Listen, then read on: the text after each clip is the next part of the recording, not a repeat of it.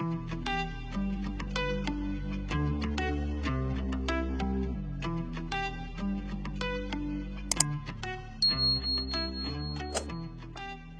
my guest is Deborah Ruf, a specialist in high intelligence assessment and guidance for both gifted children and adults. The first time my children were in a school where they brought all the gifted kids and their parents together. Well, no, I guess the kids weren't there. The parents, well, you are all wonderful people. You have gifted children. And I thought, oh, no, no, no. No, that's not what we didn't earn this. Don't treat us like we're special. It's not about special. It's about what are my children's needs. And the needs are to be able to keep learning at the pace and depth they are capable of doing that, and being around other children who get their jokes, who know how to be silly together, who know how to compete, how to help each other, social skills, depending on the level of gifted. Sometimes in the early ages, levels 4 and 5, their best friends will probably be grown-ups. Oh, yeah, absolutely. And I could, absolutely tell that to children of other parents who listen to my podcast. They say, my kid is friends with grown-ups. When we meet with our friends who also have children, he or she sits with us at a table and we have a grown-up conversation while the other children are playing some children's games. Yes, and so sometimes you can find other really gifted kids who you want to be sure they're safe individuals before you leave your young child alone with anybody. Of course. But it is important that older gifted children can also become friends, appropriate friends for some activities or tutoring, because they will enjoy the child who is clearly gifted and knows so many things and is so excited about life. And so, yeah, it's important for them to know. I have one person in the book. It's all pseudonyms for the people. And this one person, his mother said, you can do anything you want, but she didn't really ever tell him his IQ. She never explained giftedness to him. And but by the time he grew up, he was so unhappy, so confused about his life. And I had reached out to him and wanted to interview him. And he said, I don't know. I don't know if I'm interested. And I said, well, if you've got questions about yourself, you can ask me. It won't cost you anything. And he said, well, could I get my IQ? And I said, I'll send you the report. I'll send you the report. And he said, all right, I'll talk to you then. And he said, this is just the tip of the iceberg. Mm-hmm. He's a level 5. So he has never seen it before? His parents have never shown? He knew he was smart, but he was thinking, what good is it? He was miserable. Uh-huh. And so he didn't know what to ask for. Being a smart kid does not mean you know exactly what you need. Of course, you're young. You still don't know what it's all about, right? And so, yes, it's important for them to know, but don't turn it into an honor. Turn it into an explanation of why. Well, the first chapter in the new book that you don't have yet is relativity, and I did give a nice short part of it on Medium, so you can find it, relativity. But this one woman I knew, who was a friend, she didn't get to go on to university because her family did not have enough money, and they sent her brother, but not her. And many people think if they didn't go to university, they aren't smart. No, but that's not how it's not how it works. You just know more if you've had a good education. Uh-huh. But she was in a job where she was always annoyed with her fellow workers. And she said, they don't even try. They don't even try. We're supposed to do this and we're supposed to do that, and they don't do it. They just don't do it. And I said, you don't understand how smart you are compared to these people. Yeah. And she knew her IQ, but she didn't know what it meant. And so I told her, but she was already in her 40s when that happened. And she was so stuck believing she wasn't gifted. Wow. Yeah. And so it can be very damaging. That's so devastating, you know, like if you have somebody who is basically going through their most fruitful years, young years, without relevant self-esteem. Yeah. Yeah. And I've had, it's interesting because as you get more experienced, you recognize other gifted people. Yeah. Just can tell. It's easier to tell.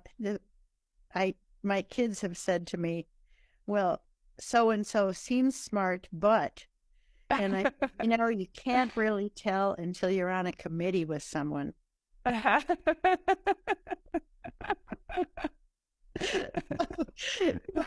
it really is about how to keep yourself in the right social zone to be courteous to others and not expect them to be like you. They may be smarter, they may not be as smart. That doesn't make them not a good person. It's just how do you pace your conversation? What are your expectations of someone else? All these things help us know ourselves and our place in the world. Right. There's also, when you talked about boasting about parents or like being proud about the giftedness of the children at the school setting, I thought that it's actually something really bad for the whole concept of giftedness and the debate or discussion about it is that we treat, or some people treat giftedness of the children as kind of like a trophy that you can show around, and something where it gives you a pass to some elitist educational organizations, clubs, and so on that are close to most other people. And then the whole concept of giftedness is not about self-discovery and development, but rather about belonging to influential circles, or like people who can do more or who are in power. Well, and most of the world has what I have learned to call forced poverty. What do you mean by that? I mean that not all countries have a social safety net. Of course, yeah. Yes, and when there is not a social safety net and there is racism and there is caste systems, there are people of high intelligence in those groups, but they never get access. Absolutely. Yeah, and that most people, I didn't know this. I mean, I'm fairly recently realizing how many people in my book, and I just have a group of very similar people as far as none of them has been marginalized for their race or their ethnic background, but some of them do not have a lot of money. And so if they were raised to think, because you are so smart, you will get to go to that school or that school, and then they can't afford that school, and that school is not going to give them a free ride. The school won't let them in unless they pay, and they don't get a scholarship. Then there is bitterness. So there is so much to learn about the big picture of high intelligence. And remember at the beginning, I said, just take care of your own child is what I used to think.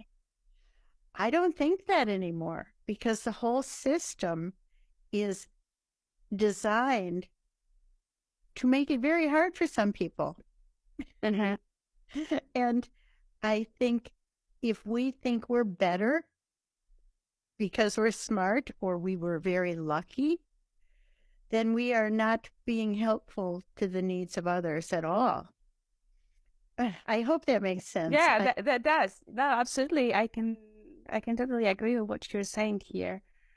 And so that's a way, too, to keep your child humble as you are discussing the abilities. Yeah, like, so my experience so we got our son tested when he was the end of first grade, so he must have been like almost 8 or almost 7, around that time. Anyway, she was really curious about what his results were and what the whole fuss was about, because it was 3 or 4 meetings, a lot of tests and quizzes to do, and he really liked it, by the way. And it's very fun. It's like playing games for a smart kid. However, when he left the room, he was so hungry and, so excited. And I could see that he was just boiling with all this stimuli that got into him. And it was really interesting to observe him. But anyway, he was very curious about what it was all about.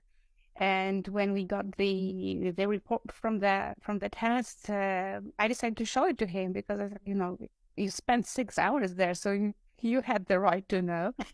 But then I told him, this means that you have a very fast processor as a computer. Your internal CPU is extremely fast.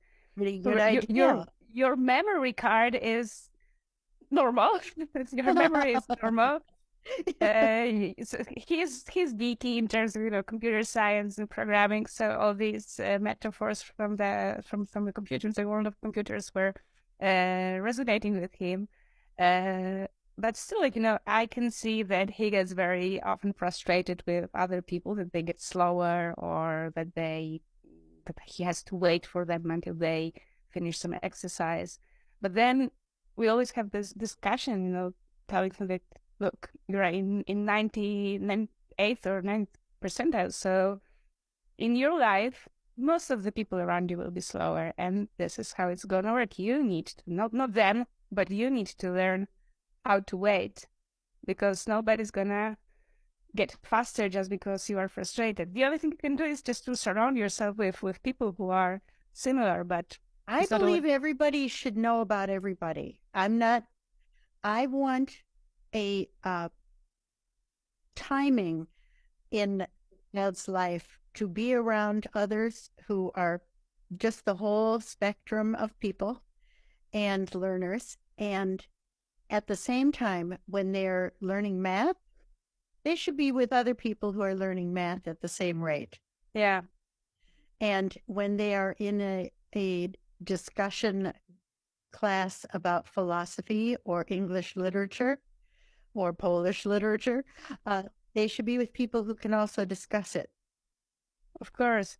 Because they will not get as much out of it if they aren't. But they can take art classes and music classes and physical education and sports.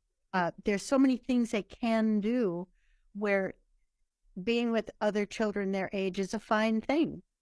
Yeah, it's easier when you are the older you are, high school level, middle school level. It's easier to kind of find classes, schools that have more children who are at the same level. But this early classes of primary school is just really, sometimes it's really difficult for parents to find a school where you have at least one similar student. With levels 4 and 5 in particular, you should just take them out of school. They aren't going to find school. And with the levels 3, it's like this. You can find a school that more children like that will be in, and that will help. Also, the average IQ of teachers varies with the kind of school. Have smarter teachers in college prep schools than you do in the schools that cater to, I don't want to be too broad in saying working class, because sometimes there are people in the working class, the blue collar. Who are gifted, yeah.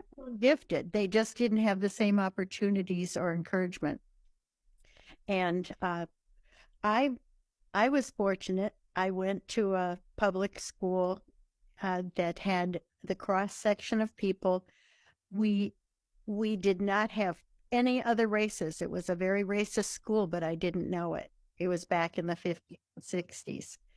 And so I didn't know that. But the poverty level, there were poor kids, there were wealthy kids. And two of my very best, a bunch of my best friends were not wealthy at all because we were all in the same school. So we found each other by our similarities, not our social class. And when schools are set up too much by social class, it causes problems too. Of course, yeah. So it filters out the whole diversity of ranges that you could encounter in the normal all kinds random setup. Yeah. And then you have to look at just physical properties. Is it a very tall kid? Is it a very small kid? Because it makes it harder sometimes to accelerate a very small child. If everybody else is super tall. Yeah. So it's okay. Next question.